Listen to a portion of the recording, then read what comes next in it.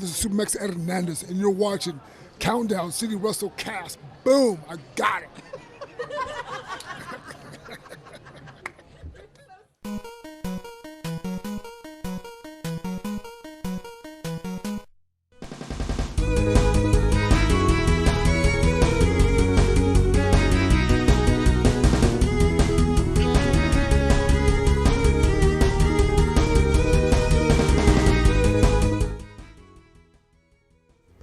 What's up, heels and baby faces? Welcome to another episode of the Countdown City WrestleCast. I'm your host, JC. I'm joined this week by Tommy, Cassidy, whatever, and Mike. What's up, guys? I'm like Mike, and like Ruby Soho, the most wholesome woman in wrestling. I love wrestling. I don't know. I can't talk about Cesaro anymore because they don't care about him. Okay, there we go. I tried to do this, and then he said that. Okay, I can't. All right, I give up. Oh my God, you sound like a dejected Lions fan at this point. This is what you sound like. Jesus Christ. Although they had something to celebrate, they got a tie. You know, I feel like a Cubs or Red Sox fan before 2004 and when the second one was, respectively. 2016 was the Cubs, yeah. So there you go. There you go, yeah. I don't know if you saw the Ruby Soho. Oh, sorry, go ahead. Go ahead. No, you go ahead. Go ahead. I said the Ruby Soho video of her after they taped Rampage or Dynamite. Yeah, that was really cool. Yeah. And it was Cody and Punk. I thought it was Jericho, but it was Cody and Punk that mocked it and did their hug too. Today, obviously, you guys know we're going to be talking all about AEW Full Gear. B Ninja, see you there. Thanks again for coming on the show last week. He already says Tommy the F. See you based on here.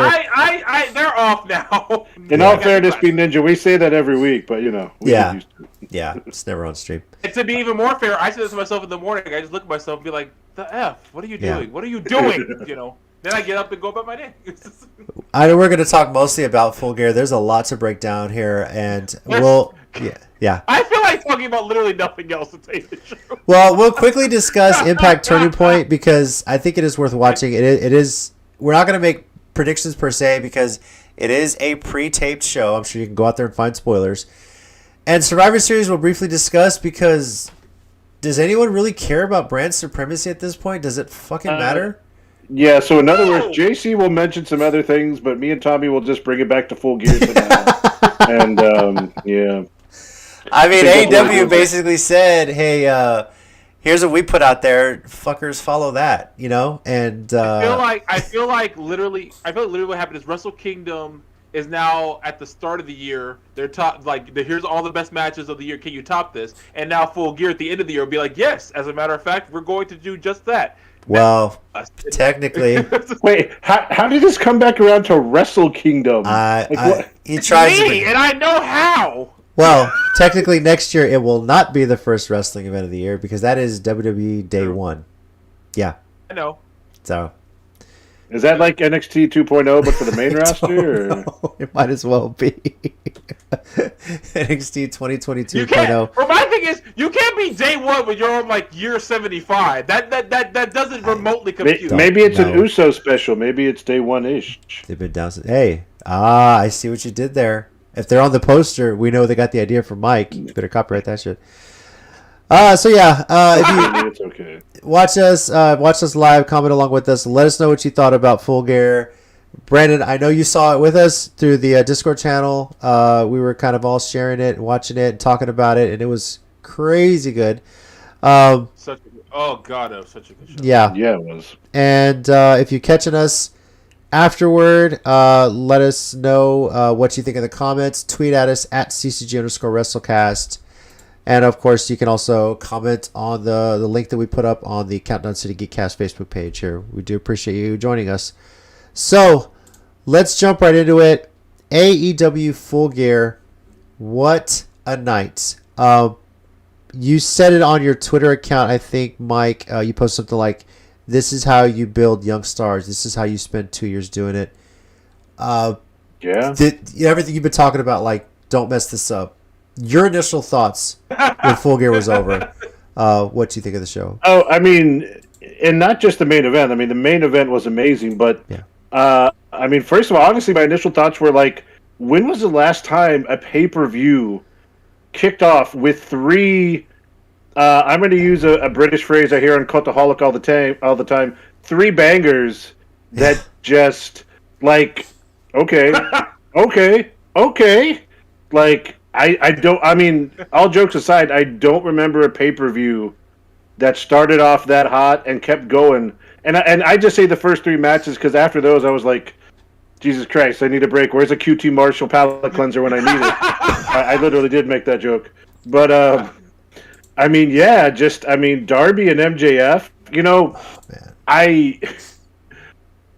I think MJF is a jerk in real life. I feel like at times his wrestling ability has been overrated because I thought he was pretty average. But him and Darby actually pulling off those kind of chain wrestling lucha moves at the beginning, I got to give him credit. He's still a jerk, but a pretty good back and forth. I mean, Darby too. Everyone talks about Darby just needs to throw himself into people and jump off things, but going back and forth with wrestling moves. And his missile dive, like the impact and the camera caught it so perfectly. Like he went full bore, and I know it's like 98 pounds going full bore into MJF, but it was still a missile with all the weight he had. I was like, Jesus, yeah. It makes it look crazy than it is. So, and then go ahead. I'm sorry, because I was gonna paint the picture for you guys. So my plan was, I get the pay-per-view, I'll watch it later because we were at a little birthday party for one of my daughter's softball teammates. It was a big thing. It was a backyard thing, jumping castle. Kids are running everywhere. You got to keep an eye on them. Mexican drinking beer, I'm sure. Yeah, plenty of it. Barbecue, the whole 9 yards. Then you guys message us that Darby and MJF is starting the show. And I look at Tina's like, I got to put this on now. I don't give a crap. So I don't care if I can't hear the commentary, whatever. So Jason's like kicking kids out of the way. Yeah, we're sitting there at the tables they have. The kids are playing the jumping castle. They're fine, right? If the thing's going to fall down, who gives a shit, right? I put it there, and one of the other parents is there like, oh man, you guys are wrestling fans, dude. I've been watching that AEW. It's great. It's insanely good. I was like, well, the pay-per-view's going on right now. Here it is right here. And, Tina hasn't kept up a whole lot with AEW. She has a lot of work with just work in general, right? But, she loves MJF. She knows I love Darby Allin. We're watching this. Loves MJF. Well, she always just loves the character. No, I know. Even though he probably, will call her a piece of shit or whatever, he does that. And we're all three of us are just, all of us. I have my phone set up right there, and we're just across the line. We're just watching my phone. They're calling us, hey, we're doing the piñata. Okay, we'll be right there. We're just watching it on the phone, and just enthralled at how good it's like. This is starting the show. Are you kidding me? And yeah, Brandon, you said it right there. Match of the night. Match of the night started the show. I'm sorry. Everything else was great. But that, for me personally, I was like, that was...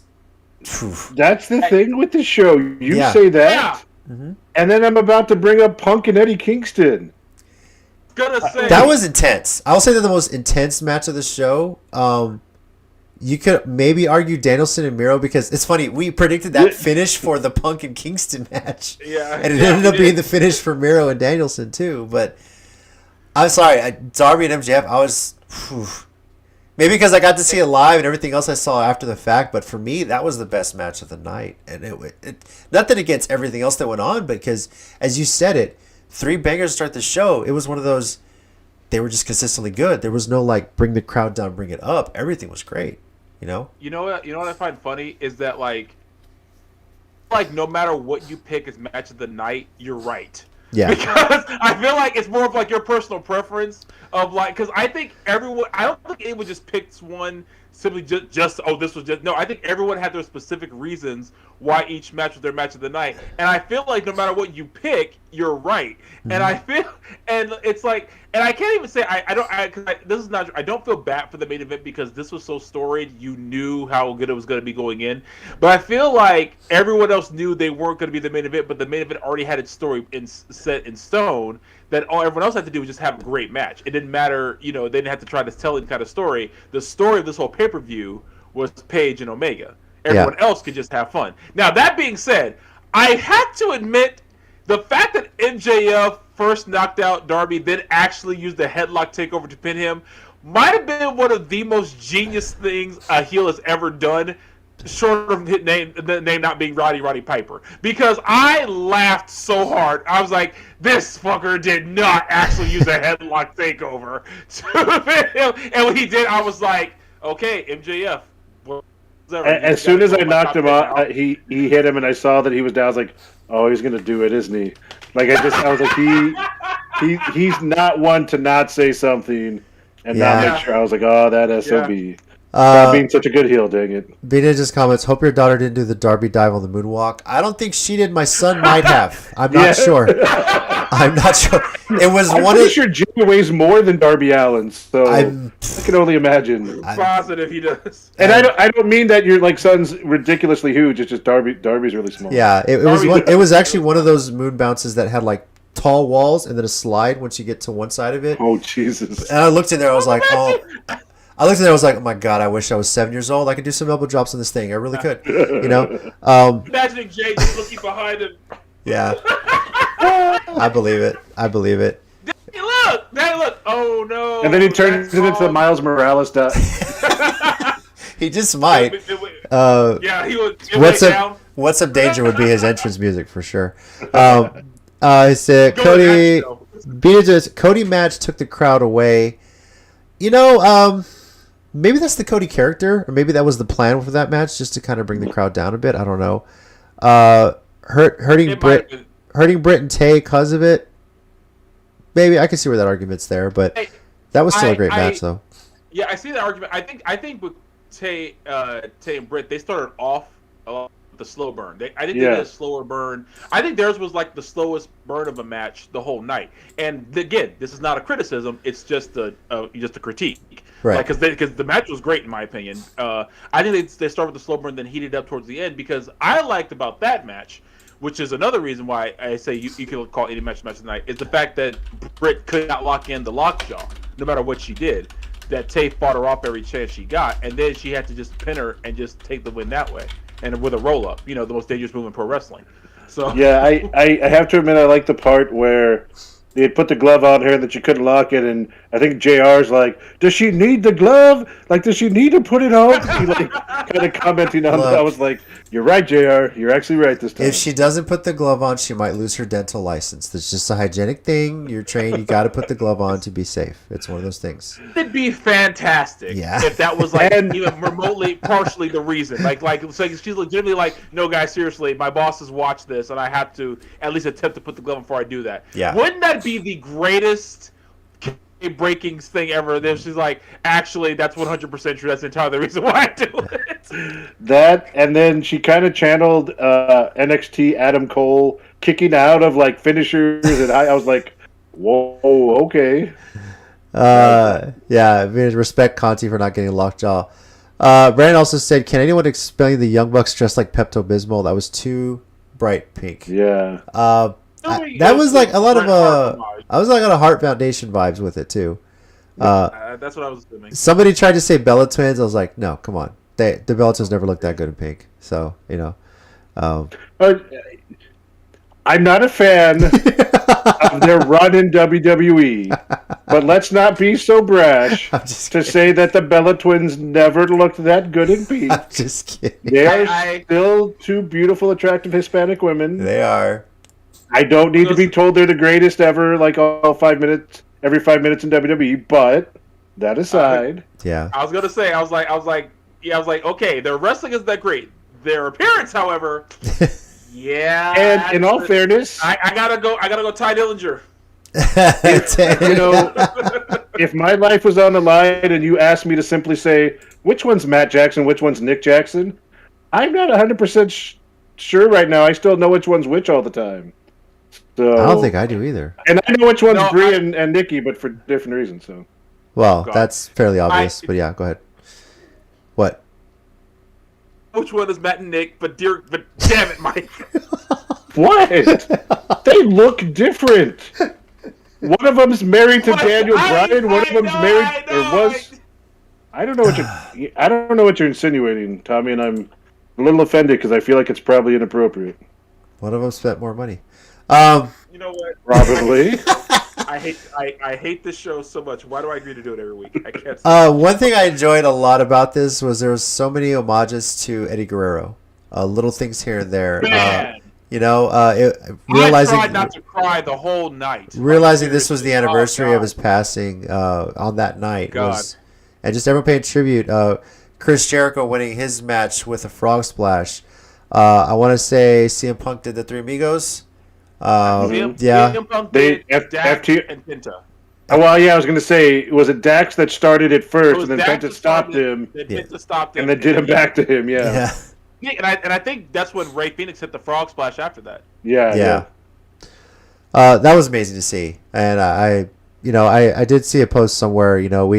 We knock on Brock Lesnar sometimes so much just for his now, but I've seen stories where Lesnar loved Eddie, and every time he sees Vic, he always gives her a hug, just tells her I miss Eddie so much, and so many people do. One reason, That's one reason why I like it's like I had to stop saying I hate Brock, because it's like all my anger towards his booking aside, when he had to do the job for Eddie, he took the bullet and he actually did the job. Yeah. Well, here's the problem. That's his real name, so we can't do the thing where, like, I hate the character such and such, but I respect the human being. It's like I hate Brock Lesnar, the wrestling character, but Brock Lesnar, the man, I'm sure is pretty like the same name. I respect the man Brock Lesnar, but I hate the way he's booked on WWE. How about that? I hate the way Vince McMahon but you have to be more specific. Yeah, you got to specify that it's Vince McMahon fucking it up. Guys, what other match stood out to y'all tonight individually that we hadn't mentioned already? That we haven't mentioned. Or maybe one that we have briefly that you want to talk more about. Again, just Danielson and Miro. Yeah. Danielson deciding now that he's out of WWE that he can just go full octane and kick people, smack them, let them, chop the crap out of him. Like, he's having way too much fun. Yeah, that's kind of why he left. He's using every submission he's ever heard of in every match. That he's like, oh wait, I think I saw someone in Japan tried this. Someone in Mexico did this. I saw this in England. He's like, literally every submission I think I know. He's like, I have Jericho's list, and I'm going down and finding all the submissions on it.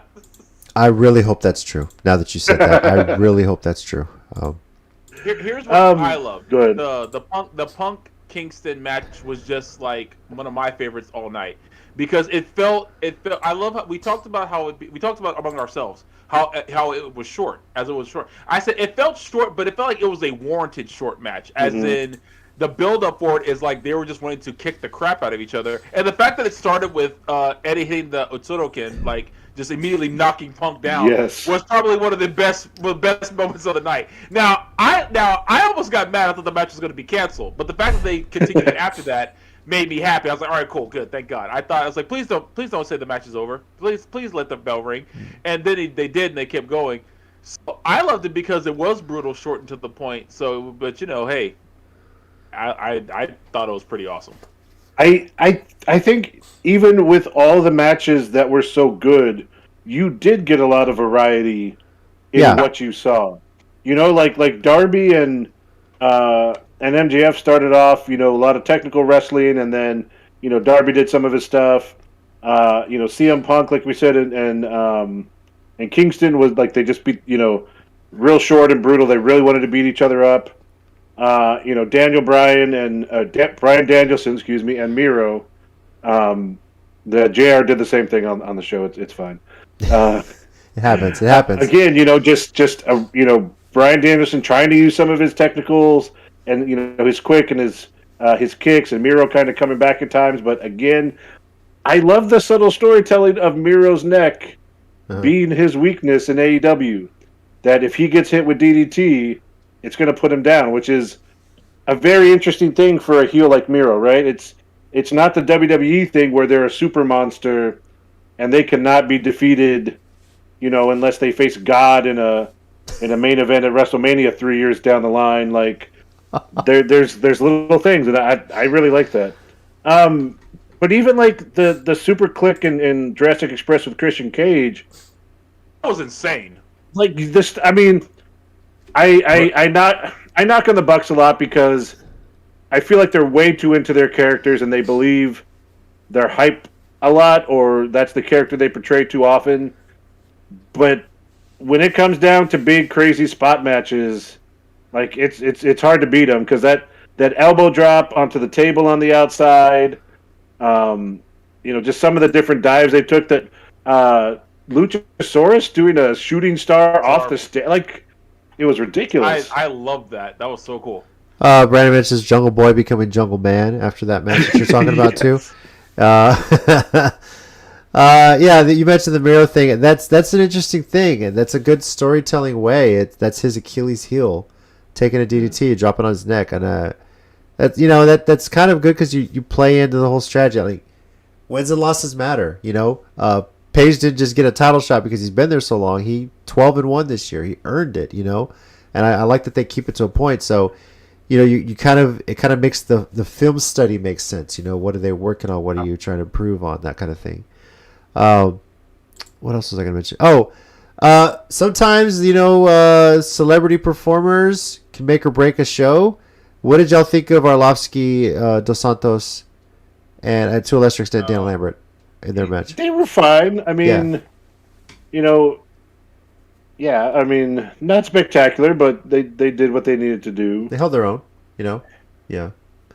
I felt like that match was another like everyone gets a check match. It's like this is Tony Khan saying, hey, it's like I want to pay you pay-per-view level money. So here's the 10-man tag match you guys can all be in. Yeah. Well, they kind of mentioned it, but it was also kind of weird because they were like Minneapolis Street Fight, and they started like a 10-man tag, and I was like, what? And then they finally decided, never mind, and then they just kept going everywhere. And... Yeah, that was weird, but I also kind of laughed at that.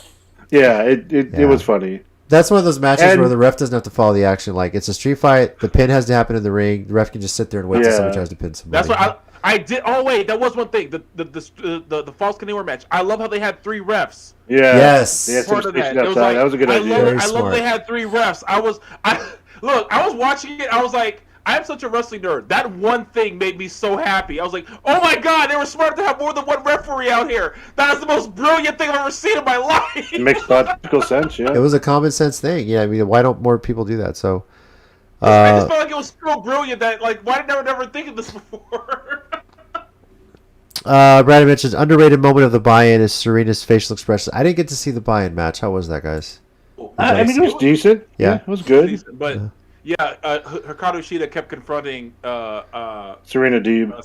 Serena Deeb, and like it did look like that could be a legit feud for years, and I'm here for that repeatedly. I would like that match more often, please and thank you.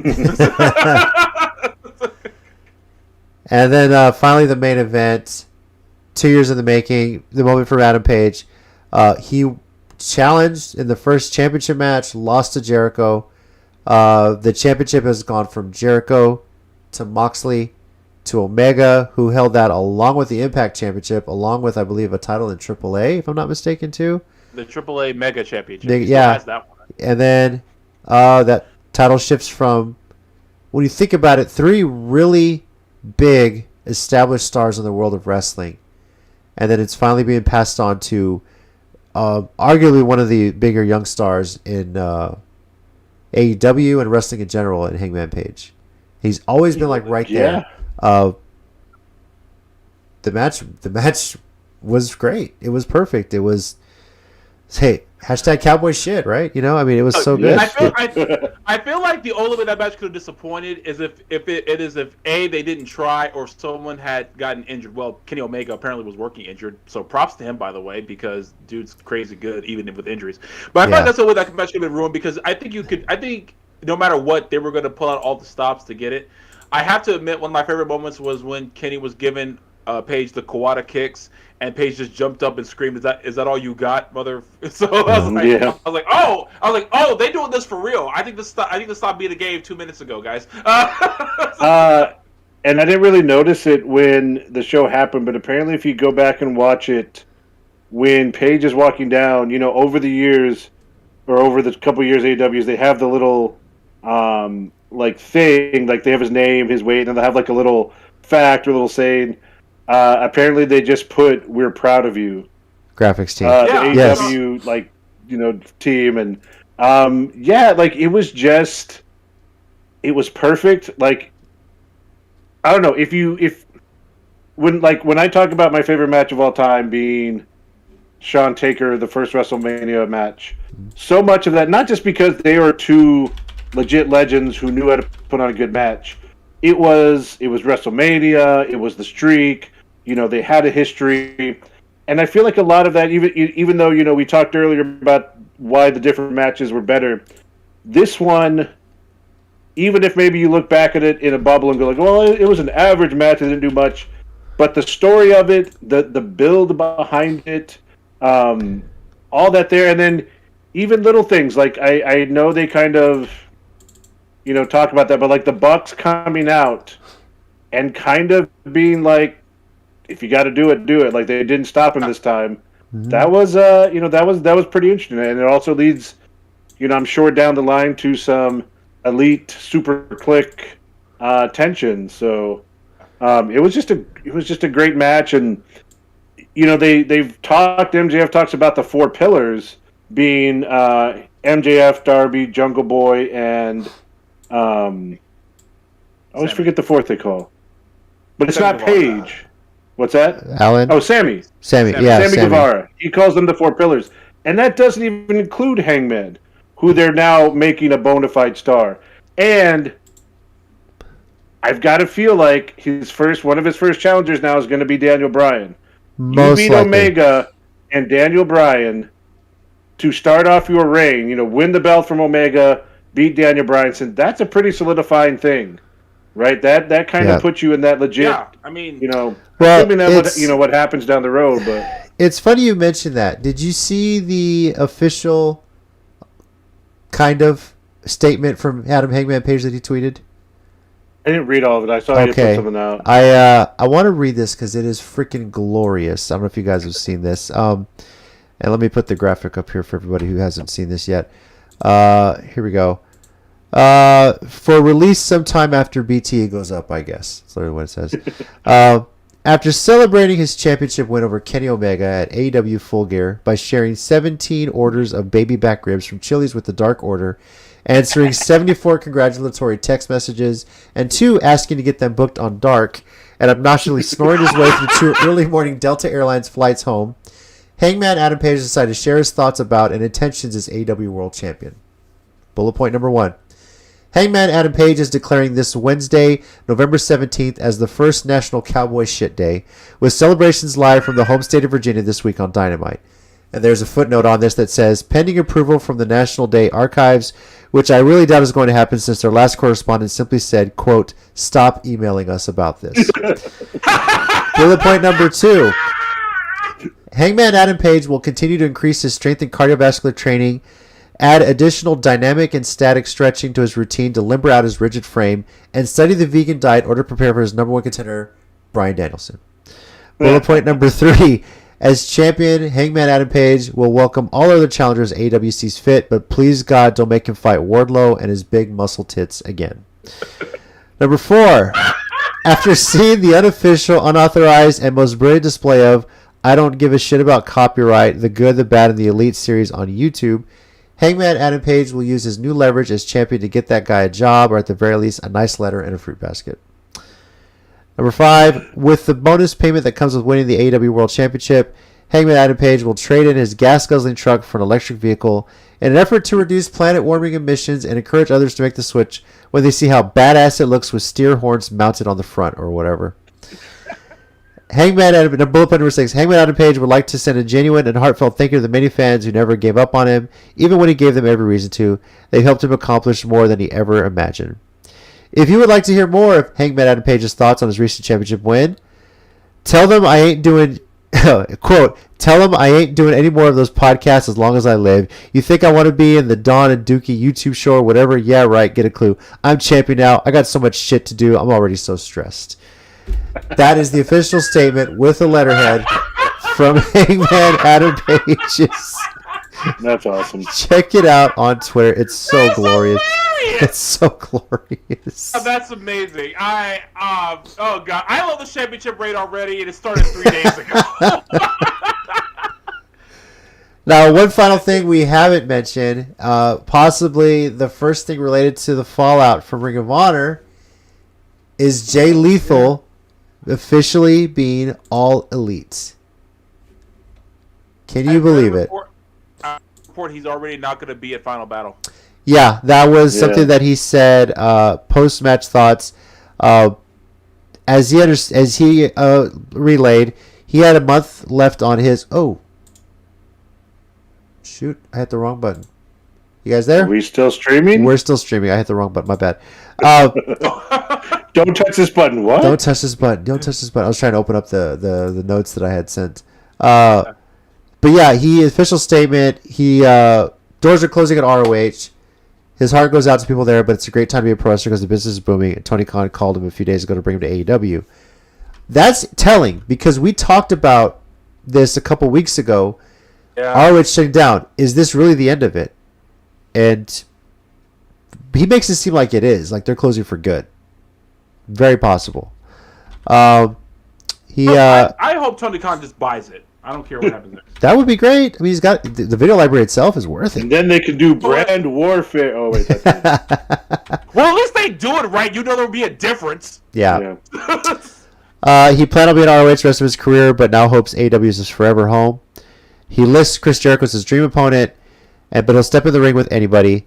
He said he had about a month left on his ROH deal, but asked for his early release about 5 days ago and got it. So he will officially not be at Final Battle, which is a bit heartbreaking because when you think of Ring of Honor, now especially, I think of Jay Lethal. Yeah. You know, not so much, granted, the character was great, Black Machismo, or everything he did at Impact, or TNA at the time, but he's stuck with Ring of Honor. When people came and went, he held the title for God knows how long there, right? So for him to not be at potentially the last pay-per-view in Ring of Honor's history is a little heartbreaking, but I understand it. He's already like, look, this business keeps moving with or without the promotion. I hope on some level he at least makes an appearance to give like a final goodbye, but I understand his side of it where like, hey, I got to move on. You know, the business will pass me by if I don't. And I'm very happy to see him in AEW. You know, it's another talent there. And Sammy right off the bat. Yeah. Tommy, you're such a big ROH fan. Your thoughts on Jay Lethal and what this means for Ring of Honor as a whole, really? You know? I'm excited for a lot of the wrestlers. Hopefully they can... I want all of them to start making that movement to go places they can. Bandito, Shane Taylor Promotions, we've talked about that. But, you know, it's bittersweet for me. I'm happy for Jay Lethal, you know, getting recognized for his talent being somewhere else. But at the same time, it kind of confirms it for me. ROH is closing for good. And it's like I don't understand how you do that to a company that's been around so long. It's like we're just about to hit 20 years. Like literally in 3 months. Yeah. And Claire could not care one drop. It's all about money. Yeah. And I guess for me, it's like, you know, I still feel like it's an ego thing with them, and that's why they barely survived the pandemic, you know, because, you know, where everyone else was taking their title, every other company was like showing up other places, defending their belts elsewhere, and like that. I just did not see ROH, I guess, allowing their people to do that. I mean, okay, I take that back. Shane Taylor Promotions actually did do that. They did that, but then Shane Taylor does his own thing anyway. He created, and that's nothing. He's one of the guys that created his own lane as far as being a champion, being a superstar. He made his own faction. You know, I think he was even trying to get his own action figure made, things like that. Yeah. It's like so it's like. Yeah, so I'm like, well, yeah, when your superstars have to do things like that, when the promotion's not doing it, then of course when you even have rumors of you shutting down, they're going to leave. And it's like, it's really telling, and I feel bad for guys like Kerry Silkin, Bobby Cruz, Todd Sinclair, all these guys who I know worked backstage really hard for ROH. I know because I've talked to Todd Sinclair a couple times, and Kerry Silkin, I've always reading about how much people love him. It's like they put all this effort into ROH. Sinclair just didn't give a damn one way or the other. So and it's not their fault, of course not. So they were trying to do the best for the company while they could, and they got screwed over. It kind of reminds me of the whole ECW TNN deal. You know, like they were dead in the water. They couldn't out of their deal with TNN, but because they couldn't negotiate with anyone else, while TNN was obviously promoting WWE every chance they got. Yeah. It feels like the same thing, and that's why I literally just tweeted Tony Khan buy Ring of Honor. I am so beyond caring about decorum at this point. I will make a campaign if I have to for Tony Khan to just purchase it. I just don't start give a start a GoFundMe so AEW can buy Ring of Honor. I'll start a GoFundMe. If people will donate, I'll start a GoFundMe and I'll buy it my damn self. You know what I'm saying? I don't give a damn. I'll buy ROH. I don't give a shit because it's just like, bro. And look, I will run it out of the Woodlawn here in San Antonio for every other month after BOW, so Clint won't think I'm competing with him. So and just do it that way, and I will not remotely care. So might be cheaper than what they're currently producing, right? Mike, dream opponent for Jay Lethal, you think in what match in AEW? I mean, just name the list of everyone we just talked about. Yeah. Omega, Danielson, Punk. I want guys, Miro. I want to see him against CM Punk, and more for anything, it's a battle of the T-shirts. If you guys recall, we have Punk calling himself the best in the world has a T-shirt. Tina has Jay Lethal's T-shirt that says he's the best in the world because he beat this person, he beat this person, he beat this person. There's a whole list of people who beat, and I would really love for them to just tell you. Have they even wrestled each other like ever before? I don't even know if they have. Yes, they did. They did in ROH. God. It was the pure title tournament to crown the first champion. Lethal was so young back then, though. So can you imagine that now? He was 19. Golly.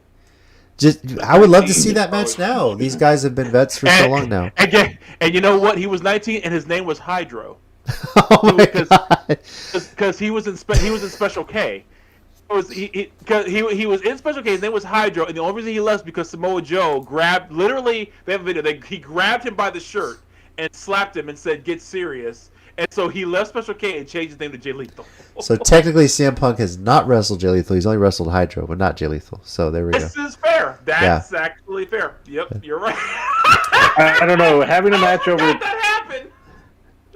Having a match over a T-shirt sounds like something that might happen on Being the Elite. I don't know if. What if they film it at a stadium but only air it on Being the Elite? Hey, what was so great about Full Gear and what made it so good going in is that the stories for every match made sense, and that's the name of the pay-per-view comes from Being the Elite. Yes, exactly. And just I think that's why the show was so good is because everything had a build-up. The story to get you there had you invested. Like you're already halfway invested in the match before it even started. And that was what I just wanted to bring this up to you and ask y'all something. How crazy does it feel to have a company that has pay-per-views that are actually can't miss? It's like WWE, you can skip a majority of the pay-per-views and not miss a thing, but for AEW, it's like you gotta watch them because if you don't, man, you miss something great. Like I know we talk so much about All Out Double or Nothing, but this was one of their quote-unquote B pay-per-views, and this one was fantastic. Yeah. You said it right there. It's that WWE kind of oversaturates the market with it. I know they made money back. I mean, this whole started during the Monday Night Wars. They were starting to run pay-per-views every month because WCW was starting to do it too, and they had to compete. Then again, WWE was really doing it with like In Your House, like however many In Your Houses that they did. They finally started changing names, but they had their big four, and then they would start the In Your House ones. Yeah. They started giving them names. But I like that AEW has them few and far in between. That makes them more special. Yeah. And, I'll get into it right now because what I want to say about it is part of my WrestleCast rating. How we did on predictions, though, Mike and I went 6-4. Tommy went 7-3. And honestly, for part of it, it was looking like we were all going to have losing records. But, man, we got some wins at the end there. So, but I'll go ahead and get my WrestleCast rating first. If you're watching us live or you're watching us later, give us your rating 0 to 5. 5 being WrestleMania 17, or maybe all Double or Nothing, all who knows, and 0 being December to Dismember. Right? I got to change that up now after this year. We got updated now, man. Damn. I will go through my rating and say this. I'm looking back on the ratings that I've done throughout the year, and I'll point out the AEW ones. Revolution 4.5. Double or Nothing 5.0. All Out 5.0. Full Gear 5.0. Straight up. And the beauty of it is that it was better than the previous two pay-per-views. I think that's the beauty of AEW is that we don't know what the big pay-per-view is every year. Because they're all so good. They try and top what they did before. They try and top, they try and top, like, they might have had the best night ever on Dynamite. How do we top that going forward? Like, they're motivated to do this, right? But this, from top to bottom, as Mike would say, don't screw it up. Like, you have it handed to you. What Mike was saying, like, did they have to just walk into the end zone? They did. I remember when he said that, I was like, they did. Mike was, that's all you have to do is walk into the end zone, and that last match, that's all they had to do. Yeah, and half the storytelling for this was done just in the build-up, the weeks leading up to it. You're invested in the match before it even starts. The intros, even the shortest match of the night, which was Punk and Kingston, yes, shorter than the pre-show, mind you, was intense enough that you felt exhausted afterward. So so five for me. At this point, if AEW doesn't top what they did a previous pay-per-view, then it's less than a 5. This is how my expectations going in now. It's gotta be now. Yeah. So, Mike, what's your rating for Full Gear? I think I'm gonna go the same with you. Yeah. Like, it was. I'm gonna go 5. It was great. I was thinking about this earlier today. I kind of make this analogy in my head, and I know you'll get it, JC, because I know I messed with you about the other part of it. But, like, I kind of feel with this right now, like I did when the MCU started kicking off, as opposed to where DC was kind of unsure of itself. Like, everything they're doing right now, I'm just enjoying.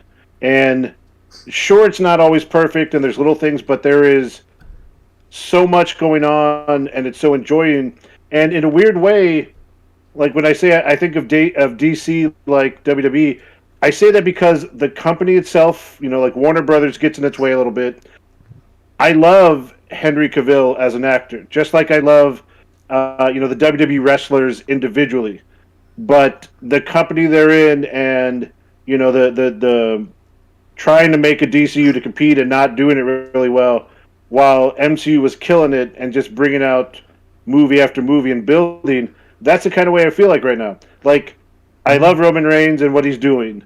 I'm not so big on Big Bex or whatever, the new version kind of. But apparently on Monday, like, old man Becky Lynch came out a little bit for a Charlotte promo. I love Cesaro, but they're never going to do anything with him. Mm-hmm. And honestly, in a few minutes, if we talk anything about Survivor Series, I'm sure most of the matches will be solid. But they haven't done anything in a while, story-wise, with any consistent booking to make me get invested in the way AEW is doing. I think Big E as a champion is awesome. You hot-shotted it because you were reacting to AEW stuff. Mm-hmm. There wasn't a long-term plan for that. If you think of some of the best moments of the past several years of WWE, it was the Yes Movement. It was Kofi Kingston's run. Because people got invested in characters. They got behind them. The man Becky Lynch, because they got invested in them and they wanted to see them and they got excited. That's what AEW is doing for me. Mm-hmm. Like, not just with Hangman Page. Like, we talked about the pillars, the MJF and Darby stuff. They're really building those two. Jungle Boy, they talk about those pillars. He's slowly, getting his moments, having big matches here and there. Doesn't always win them, but, they're kind of building his credibility, and it's just exciting to watch. Based on your analogy with DC, so what you're saying is Warner Brothers is Vince McMahon and Zack Snyder's Triple H in this analogy. What do you think? No, I don't want to give Zack Snyder that much credit. I hope he's Kevin Dunn, maybe. Okay. His that's not the worst he could be. So, okay. Yeah, but you do make a good point. Yeah, for sure. Brandon gives it 4 out of 5. Tommy, what do you give Full Gear? It's a 5 for me. It was a 5 for me for the first 3 matches. I said, if they just keep this moment. Look, after the first match, I stopped. I said, is this show already a 5? I think this show's already a 5. And I was like, as long as they don't because to me, and we've said this before, like WrestleMania 17 had a few lull matches, like the gimmick battle royal was one for sure, but that was funny, so that's forgivable. So not every match had to be a technical classic. I said as long as they don't have nothing that's like horribly bad and like the worst thing I've ever seen, I have no reason to lower the rating on this show. But it was like even the lowest points, which weren't that low by any standards at all. It's like if you watch Wrestling at L, you say that wasn't as great as the rest of the show, but my God, it wasn't the worst I've ever seen in wrestling. So it was just consistent, and it was a 5 for me. I felt like like you said, the stories were told before the matches started. Now they had the match, boom, get the next match out there, boom, next match out there. And it really was a game of can you top this, because the main event had it on lock. I love that they just had to, like Mike said, I love Mike's analogy. It was the best one, just walk into the end zone. They didn't have to try that hard. They just had to make sure, they just had to have a great match, which it's Kenny Omega, of course because even when Kenny Omega's injured, he can put on better matches than half the rosters of most companies. And then you had Adam Page, who, again, one of the hottest baby faces going in pro wrestling right now. And if you don't believe that, you're kidding yourself. His reaction when his music starts, it literally hits the first 3 notes of that guitar, and the crowd loses their ever-loving cowboy shit. And then, of course, one of my favorite moments about the ending of the match was, of course, the Bucks nodding at him. Another was, for me, was Page, kind of hugging Omega as he was on the ground. And, of course, the Dark Order hug, which I thought was just one of the most wholesome things after Ruby Soho in all of pro wrestling. So, I mean, well, look. Ruby Soho is just right now at beyond livid. But I mean, even being as wholesome, that's still what the Dark Order and him did was still way up there. You can't reach Ruby. You can't reach Ruby right now. She's you can't. You can't. You never can. No. But I love the moment of Reynolds offering the beer and Page just throwing it aside and hugging them. Yeah. I was just like, you know what? They just wrapped up, like you said, 2 years worth of storytelling in one match, and it was perfect. Now I'm just excited for what they'll do next. It's like I can't remember a pay-per-view last that just had me so bones for the next pay-per-view. Yeah. Or what happens at the next. I can't wait to watch Dynamite. That's how I feel right now. I was like, what's going to happen come Wednesday? Because now that they have done everything that they said they were going to do. Now, and like you said, they did this while also making new stars. Everyone said Darby Allin can't wrestle. People thought MJF couldn't wrestle. All he could do was talk. And those two, I'm sorry, had one of the clinics of the night. I don't care if you don't agree with how they dress or how they act. You can't deny that was some of the greatest chain wrestling you've seen in a minute. Especially people who complain about AEW not having that. It reminds me of the time Masada beat Chris Hero with a Hurricane Rana, and Chris Hero cussed at him about it. It's like, I did not expect you to talk. Hey, Tommy, real quick. Remember when MJF called Prince mid? Now that you still want to say nice things about I him? was waiting for it. I have said all the nice things I need to, but now that that's over with, MJF can go eat a firecracker for all I care. Because how dare you always in character, always in character is so great. Yeah, that's the line, and he crossed it. So. Rating obviously 5.0 for the show. Yeah, obvious. Not a math major or anything. Not a math major, but I think Steiner would confirm that too. Yeah. I was watching it the whole time, and I was thinking, are all of us? I just said it in my head. We're all going to give this a 5, aren't we? I mean, Nacho, you give it a 5 too? Yeah, Saboteur is Yeah. He came in. By the way, I think it's 5 as well. And give me this cord. He's doing good, by the way. He's doing good. So that's good. Put some weight back on. So. True. All right, guys. Well, I know we're going to be comparing the next couple shows to Full Gear and just about everything else we talk about the rest of the year. Next year, probably. Yeah. But let's at least jump into it and quickly talk about Impact Turning Point. It's an Impact Plus show this Saturday. 5 matches that they've announced, but what they like to do with these is they have others taped they'll add into this. And personally, I don't mind this too much. I know production for a live wrestling show can be a pain. Running out of Skyway Studios, save that for the pay-per-view, save that when you're making money off of this. They're doing something for the streaming. At least they're pushing content out. So if people are not interested in watching because, it's not live, it's pre-taped, whatever, I think it's still worth watching, especially if you're making the payments on it. I've never felt like pre-tape was a reason not to watch something. It's No. just like because even when you know the results, I feel like the matches are still worth it. Like any time before ROH was ever on TV, I knew the results of half the shows before I ever got the DVD in my hand, and I couldn't wait to watch it. Yeah. Yeah. Matches on the card. Trey Miguel defending the X Division Championship against Laredo Kid. The Inspiration, their first title defense coming against Decay, excuse me. Against who? I was mixing Jesse McKay and Decay, and that happened. Yeah, don't worry. They make me, stutter a lot too when I think about that. One that now I must see the spoilers are out there. You can go find results for these if you really want to know, but I have not. So one potential title change could be the next one. The Good Brothers defending the Impact Tag Team Championships against the Bullet Club, Chris Bay and Hikuleo. I hope so. Kind of over the Good Brothers right now. I think it's time for them to pass those belts on. And Yeah, me too. I agree. Mickey James defending the Knockouts Championship against Mercedes Martinez. Wow. That's going to be a hell of a match. I can't wait. Or it was a hell of a match or whatever, but Yeah. Like I don't know if that's happened before. I can't remember, but like just seriously, who wouldn't want to see that? Like, Yeah. come on. Maybe on the Independents. I don't know. I don't think I've ever seen it. Yeah. And finally, Moose first title defense as the Impact Champion against Eddie Edwards. Al And Moose, the greatest heel in wrestling right now. I don't care what anybody says. Man, he assaulted that man in front of his wife and child. oh my God, That was the most evil shit I'd ever seen. that's up there. That's definitely up there. Yeah, and I know they did the stuff with Suzuki with Josh Alexander, but I'm kind of going to be interested to see what his story is for the next little while, to see if they put him on an immediate path back to Moose or kind of, because I feel kind of bad. Like I get it; it was such a great moment and it really puts Moose over. But if you take him out of the title picture for a while, that kind of sucks. You got to run it back with Alexander. I'm sure he'll get there. Yeah. Probably beginning of the year. Interested to see how long that takes. But I was gonna say, if not at Hard to Kill, then maybe whatever comes after that, because I feel like they're gonna give it back to him and let him have a significant run. But Moose needed to be the superhero right now. Brandon's comment says that they be stuttering like a Joe song. Yeah, that's funny. Wow. Mickey versus the GOAT. Talking about Mercedes Martinez. He mentions they wrestled once in WSU. Really? Wow. Didn't. Okay, I actually want to track that down now. Okay, Interesting. I didn't know that at all. Guys, out of these 5 matches, is there one that you're most looking forward to? One that you really are more intrigued to see? as far as actual match, the Knockouts Championship definitely.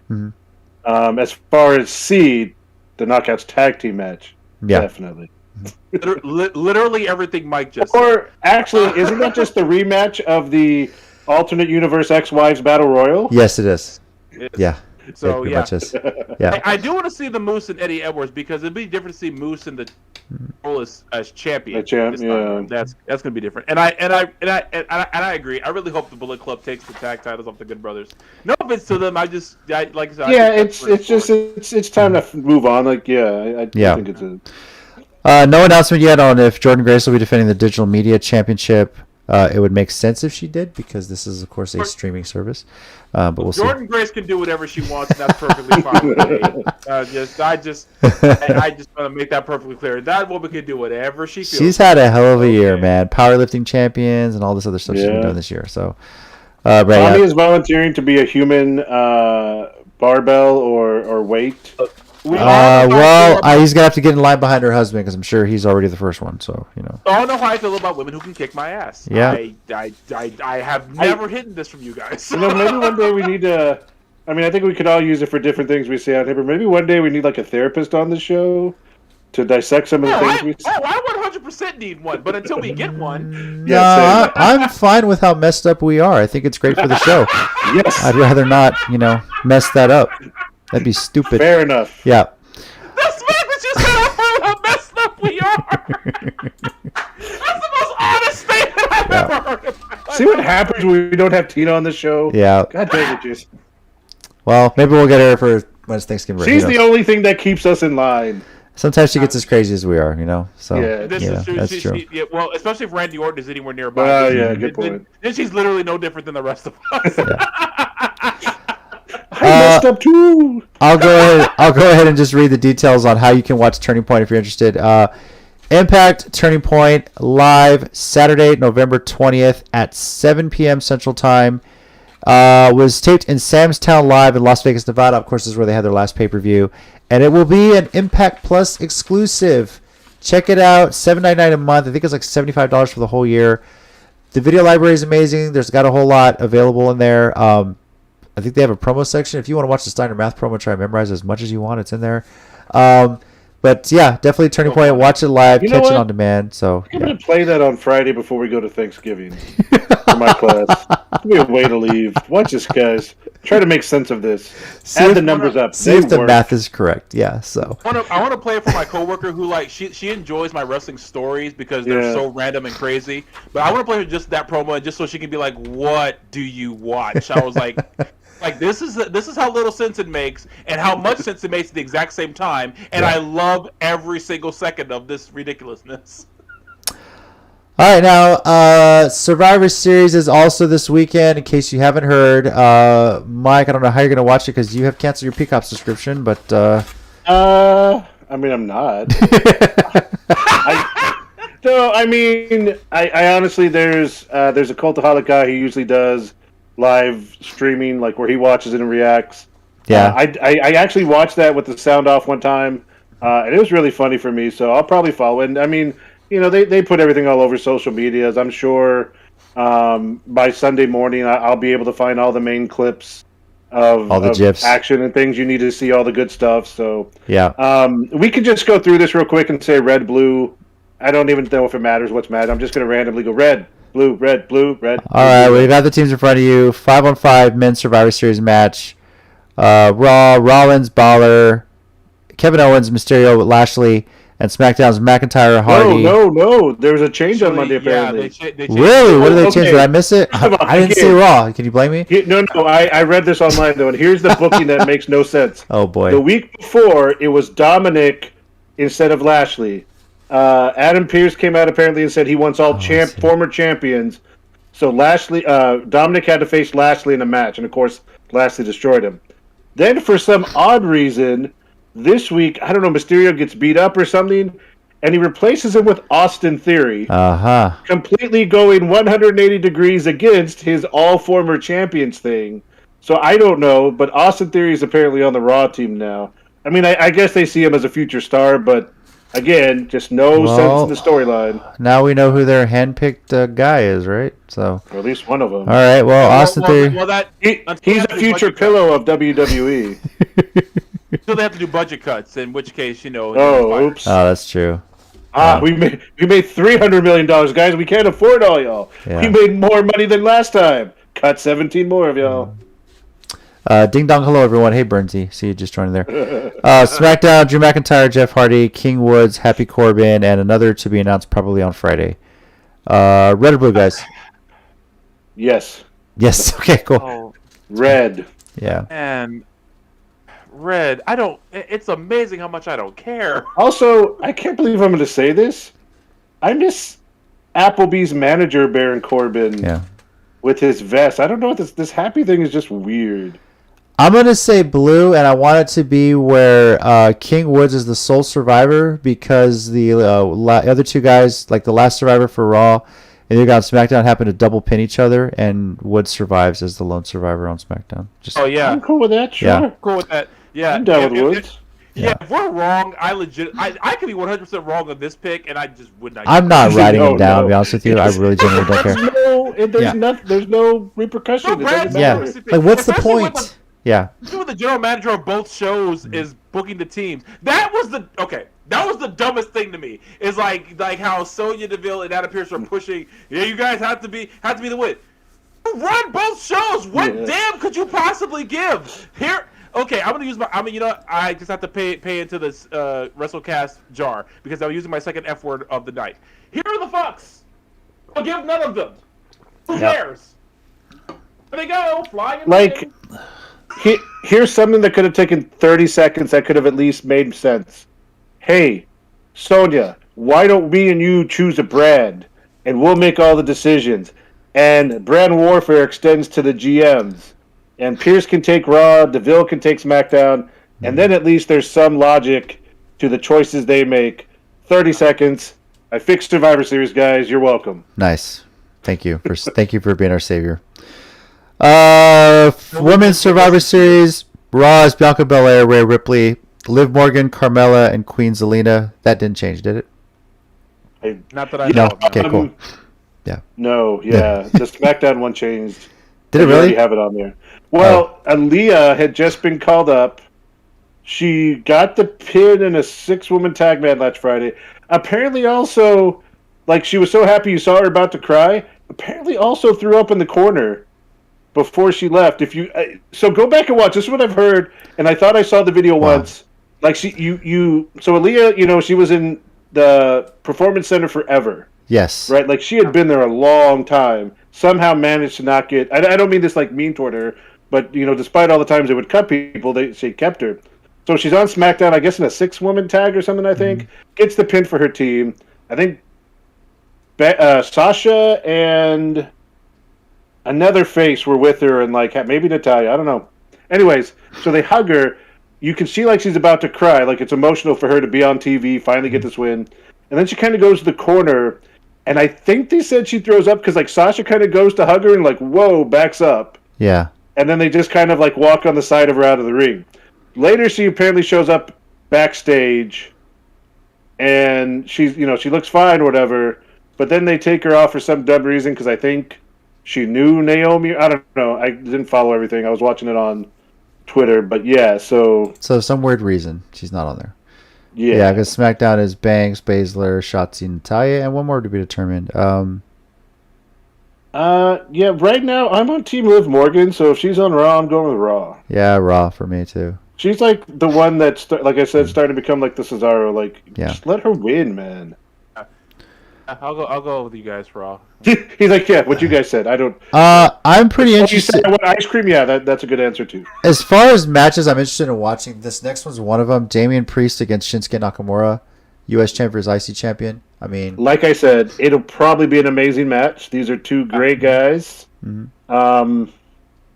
Yes, I'll blue. Yeah, I mean, I can't even pick this one. I just want to see a good match. And you want to pick this one. I kind of feel bad for both of them because they could have a great feud with each other, but the problem is that WWE would run that into the ground too. So it's like, and they're both great guys. Nakamura has done nothing to deserve this. I just hope he's getting paid well at this point. Because I'm sure he has to be for him to stick around as long as he has. It's just like. Yeah. This is the king of strong style. Why are we doing this to this man? He's done nothing to deserve this. Let's see. RK Bro against the Usos. Just because I know Roman is probably going to beat Big E, I really hope RK Bro gets a win here. Yes. Yes. I agree. Tina's most conflicted tag team. Yes, very much so. Let me tell you. She's like, she's like, cheers for Orton. Hates that he's with Roman. Yeah. Women's champion versus champion Becky Lynch against Charlotte Flair. This one has definitely had the best build up to it, and for obvious reasons. They shot themselves into a work. I think they did it backwards. I know. I think it was one of those old situations where it was real, and then they were like, well, we better use it. Yeah. I wonder how stiff this one's going to be. I'm very interested to see how that, And I just feel like because it's WWE, Charlotte's going to come out on top somehow in this one. God, I hope not. That just seems like what WWE would do. I don't know. I felt the opposite. I felt like Becky's going to win this one. Yeah, I really do. It's an interesting dynamic. Again, I don't trust WWE. So. It's an interesting one because it's two heels. It's not often you see two heels wrestling against each other, but like you said, the way they've read the promos recently, making Becky look face, kind of, for this match. Yeah, but also Becky is a heel, but she gets cheered. Because she's Becky. And they still want the man. And like I said, like I don't know if you saw, I guess it was a couple shows ago where she showed up in like the bralette thing, but it was like glass mirror things. Did you see this? I think so. I saw pictures at least. Yeah. Like total weird. I mean, look, she looks good. Don't get me wrong. Mm-hmm. But I was just like, what? Again, Seth Rollins has influenced her way too much. I mean, I get they had a kid together, but you don't have to dress like him.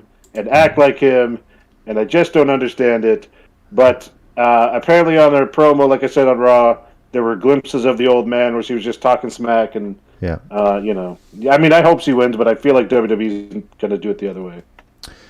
And champion versus champion, Big E versus Roman Reigns. I have a feeling Brock Lesnar is going to come and make this a no contest at some point. He's going to interfere. That's just my thought. Okay, I didn't think of that, but okay. Has he shown up already like twice this year? Can he do that? I don't know. Did they renegotiate that? Who knows? I don't know. It would suck for Big E to lose in this because, he's just won the title. Like, you're making him look weak as a champion. I feel like the logical thing is to have some sort of like double finish where like no one's a clear winner or something like that. But knowing WWE, they'll probably put Roman over because tribal chief, whatnot. So, I just want to see, like, now that you say that, I want to see something that like happened with the demon, but even more ridiculous. Like, I don't know, like Big E's like in the middle of the ring, has him up for the big ending, but somehow like the ring falls out from under him. It's like, but somehow, like, just like with the ridiculousness of the demon falling off the top rope for no reason. Well, there was a reason in our headcanon, but we won't say those again. But I mean, it's the It's most like logical ridiculous. explanation, if you ask me. It was, yeah. So, but I just want something because you're right. Like they booked themselves in the situation where they probably don't want to make either one really take a loss. yeah. But then what's the point of having the match? So. I really hope this is the end of the brand versus brand sort of thing. And Even honestly, Becky shot on it in an interview apparently. yeah, if you're going to do something like this, have it mean something. Like, don't do the draft until after this show. Do the draft in December when you have nothing else really going on. And in fact, you should do something like do the draft after Survivor Series and have the brand that gets the most wins like an advantage in the draft or something. Yeah, something that they get the first pick from the other side or something like that. Like, yeah, make the most sense, right? Well, one thing if there's anything I'm excited about, I'll put the graphic up right now, is the fact that Big E is the poster boy for this pay-per-view. Pretty cool to see him with the championship as the poster boy, yeah. Survivor Series, Sunday, November 21st at 7 p.m. Central Time. Coming from the Barclays Center in Brooklyn, New York, of course, will be on the Peacock Network in the United States and on WWE Network everywhere else. Where the U.S. is the only one that has the deal with the Peacock Network, so... All right, little bit of wrestling news worth calling out. I want to mention the fact that Mike, you used to call him NXT Jeff Cobb, but he's going to New Japan. Ooh. Jonah Rock versus Jeff Cobb in New Japan may become a very, very real thing. And if No. These two, no, don't give me this versus each other. These two need to meet. Form a monster tag team. I was about to say that. New Japan. I was about to say that. The fact that Cobb did not win the G1 when he damn well should have. I don't care what you say, Tommy. Yes, he should have. I wouldn't mind seeing these two guys team up and go after the IWGP Heavyweight Tag Team Championships. I can see that. That is a dream team. That is a dream team. And make them like the Super Heavyweight Tag Team Championships. Yeah. Well, I mean, Japan has been known for loving gigantic gaijin as big mountains of meat. Big gaijin mountains of meat. Island. That is their tag team name. Boom. Rock Island. I like it.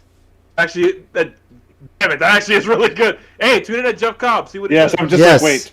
Yeah, Steal that. That's mine. Cobb, Jonah. You guys keep talking. Got a tag team name for you guys. Rock Island, dude. Mike's going to tag. My phone's not even in my hands. You go. Hey, it's your idea. You tag him. I'm holding an agenda. You're good. So, now, speaking of tag teams, this one's pretty big. When I interviewed Don Juan a couple of years ago, he kind of teased that this was going to happen in 2020. Didn't come out and say it. Obviously, they had it planned. It was booked. And then the whole world shut down. But at RCW this past weekend, Tommy, you were at the event. The Goods Podcast was wondering if you have some anger issues based on the picture they took. But, Manny, he loves you. I mean, I did. It's kind of. The Texas DFW Treats. Cartel were there. I always have an anger issue with the DFW Cartel. Sorry. The Texas Treats are officially, after 13 years, reuniting, coming back. Cocky Chris Marvel is going to team with delicious Don Juan against Royal Taxation, which is RCW's next event, Sunday, February 6th. I'm pretty excited to see this.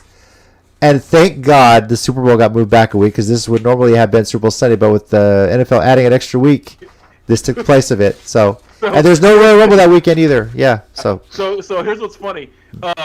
Because Don Juan said, "Marvel, you busy February 6th?" He got on the mic and said, "Is that Super Bowl Sunday?" "No, Super Bowl's next week." Yeah. He's like, "Okay, no, then I'm free."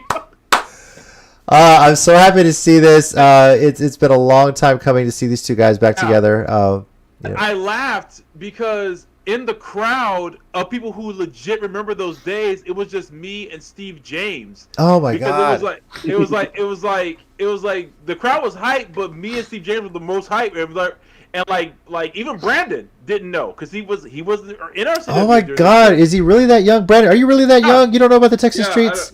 Yeah, dude. He wasn't in the buildings on the south side, dude. In that small little annex of the church and everything, dude. And I was like, bro, like a lot of that old guard isn't there anymore. Wow. Man, oh man, oh man. Yeah, you guys are in for a treat, right? We're all treats in trainings.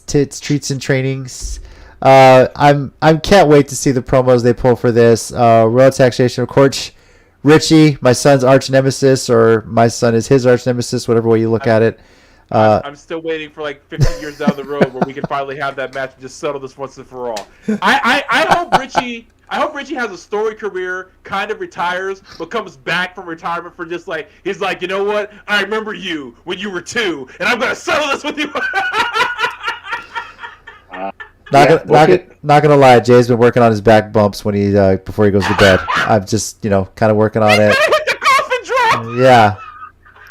Kind of get him used to that, so works great on a mattress. I don't know how to be on the ring, but yeah, the treats are back. RCW, who by the way is coming up on their 20th year, mind you. They started the same year Ring of Honor did, and congratulations to Brandon Oliver, who we've also interviewed on the show. Would love to try to get a follow up with you. I've interviewed Brandon Oliver, Chris Marvel, and Don Juan. I would love to try at some point before this big show to get an interview with just the treats together. That could go fun, have them tell road stories if they want to, because I'll say they probably can't tell. that we have to put that behind a Patreon wall or something. So whatever it takes, right? Mm-hmm. So yeah, that's just pretty damn exciting. I can't wait to see it. And if you haven't seen the Texas treats before, look it up. There's YouTube videos out there. I'm sure you can find some. They are a historic tag team in the state of Texas. I think their XCW stuff for sure is still up. I was looking for some of their stuff like before. That stuff's still up. I think Brandon has put some of their older matches up. If he has it, I think he might have them. I hope so. I'll ask him. I think he still has some of that stuff. Okay. I might have some DVDs still. I think I have a couple. I think there's like somewhere at my parents' house. I gotta dig through all that stuff at my parents' house, but like yeah. So yeah, I think I still have some of their old stuff like on DVD. That's awesome.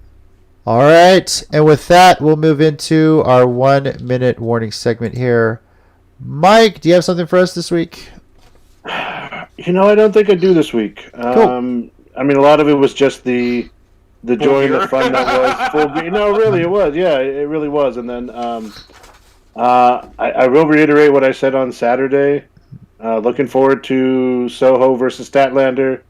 Just please, guys, be nice to each other afterwards. Yeah. Yes. Two of my favorites. Don't turn heel, either of you. Y'all are great. I think Statlander can. She's officially part of Chaos now, so I don't think she's allowed to go heel. Oh man. Which by the way, there was an old tweet somebody surfaced up where WWE had said chaos is about to ensue here in whatever city they were in, and Okada retweeted that and said, "No, we're here in Japan." I thought Tom would appreciate that. Tommy, do you have something for 1 minute warning this week? Yeah, I do. It's quick. Okay. Well, whenever you're ready, set and go. It's actually just a shout out to my friend Lindsey Hendrix. Her husband wrestles at Soda Hendrix for a Dog Pound Championship Wrestling. She actually did a lot of the makeup for the ladies at Full Gear. She's been doing makeup for wrestler. She's been doing makeup for wrestlers pretty much this past year. She did it for NWA Empower. She did it for RCW and Mission Pro a lot lately. And then she got the call to be one of the glam team members for AEW. I don't know if she's doing Dynamite this week, but I know she did. Full Gear. So shout out to Lindsey. She's doing her thing. She's marketing herself. Her husband Soda he was a referee at first, and now he's transitioning to wrestler. They're both just doing great, and I'm super proud of them. Just want to give them a shout out. Awesome. Cool. Message me the correct spelling of that name so I can make sure I get it right in the description when I update that. Yeah. So. And real quick before you go to yours, JC. Yeah. Jeff Cobb already liked the tweet, so the plans are in motion. Gato book it. Let's go. Rock Island, we're all in. Jeff Cobb's in so far. We're gonna get Jonah Rock. And we're gonna do this thing. Oh man. Yeah. Cobb and Jonah. I hope you guys see this clip and yeah. So that'd be pretty awesome. Big guys. My 1 minute warning is this, guys. I know a lot of people like to talk on the internet about wrestling, but my advice to you is do your damn research. I mentioned this because somebody tweeted at Ty Valkyrie, says, "Hey, when are you showing up on the main roster?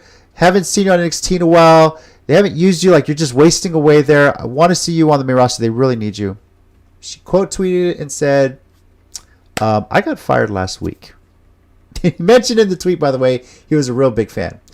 How big a fan are you if you don't even know that she got let go? He tried to follow up that saying, well, maybe they could re-sign you, do this and that. No, it's done, dude. Like, I get it. You're a fan.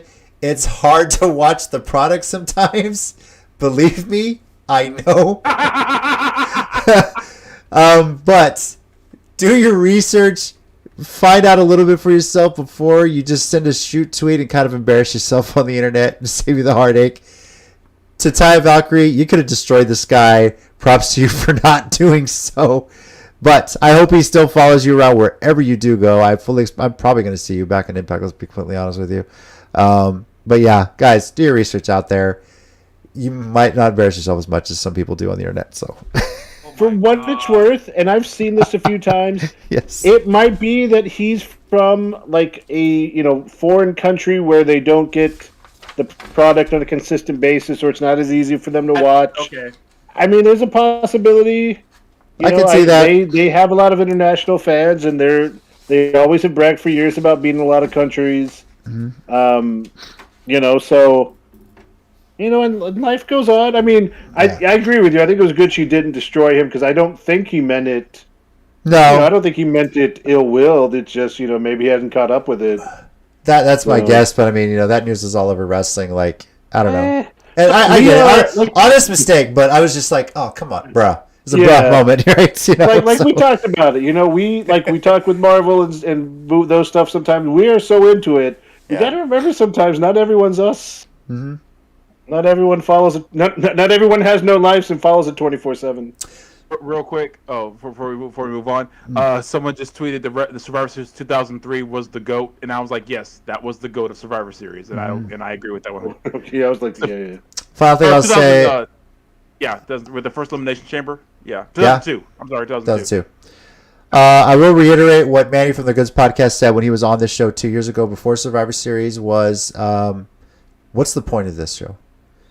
And it still, to this day, makes sense. But there is another milestone to celebrate today. Mike, it's been 3 years now since you have joined the WrestleCast. Whoa! You officially started Survivor Series Week 2018. So, yes. Congrats. Time flies. Real quickly, I want to give you an opportunity to say what you want to say about being on the show for 3 years, if there's anything you want to talk about. Guys, this has been awesome. Time flies. I appreciate all the people who watch us on a regular basis, all the people who have become subscribers, and I don't mean this in any mean way, but honestly, to me, this has always just been about hanging out with these guys and talking about wrestling. It's what we did for years beforehand with me and JC growing up together. I got many different friends into wrestling for a little bit. I had another friend that I was real close with in college and afterwards, Vince. I got him to go to Fatso's to watch pay-per-views. It's always been a part of my life. And, I kind of got JC back into it when we first became friends. Mm-hmm. And then, we were just always watching it. So this is a blast. From all the stresses of life, this is one of the things I always look forward to. It makes it worse on those weeks like last week when there's just too much stuff going on and I don't have the ability to be on here. But it's been fun. It's had its ups and downs. It's unfortunate that WWE is kind of in the place it is, because obviously WWE is a thing that first got me into wrestling in the '80s. But we'll keep going, and I don't know what else to say. It's been fun. Thank you to everyone who watched. Thanks, JC, Tommy, Tina, Tez. Everyone who's been a part of this over the years. It's been fun as hell. Thank you for getting me back into wrestling too. For getting the tickets for us to sit on the floor at Royal Rumble '97. I'm sure your parents don't thank me, but Well, I'm pretty sure your dad was happy he didn't have to take you, so it was just the two of us getting the parking ride down there. That's probably the only time I've ever been on the floor at the Alamo Dome for anything, other than when they let you walk on the field after the last Roadrunner home game. That's a common tradition at the end of the year. But I'm glad you're on the show. I know that first year we were trying to get you on, and finally off and running once we got you on there. So, that just like you, this is podcasting and talking wrestling. It's a great stress relief. It lets you just unwind about everything else going on. Especially over the last year and a half too. So congrats on 3 years with us. Hope for many more too.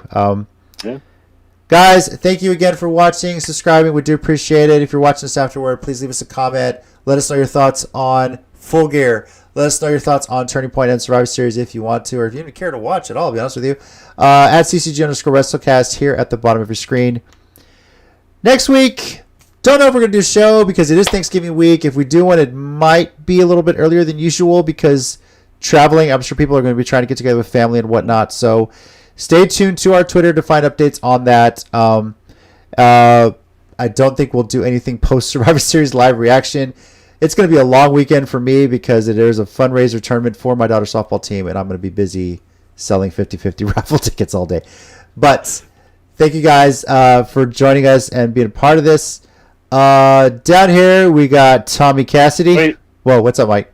JC, gotta give him the best friends hug.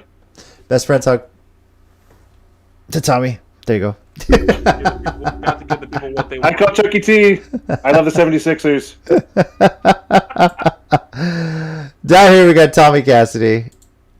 We got Mike. Thanks, guys. We get to each other. And I'm JC. And as always, heels and baby faces, remember, pro wrestling is real. People are fake. If we don't see you next week, have a great and safe Thanksgiving. And we'll talk to you after that. See you.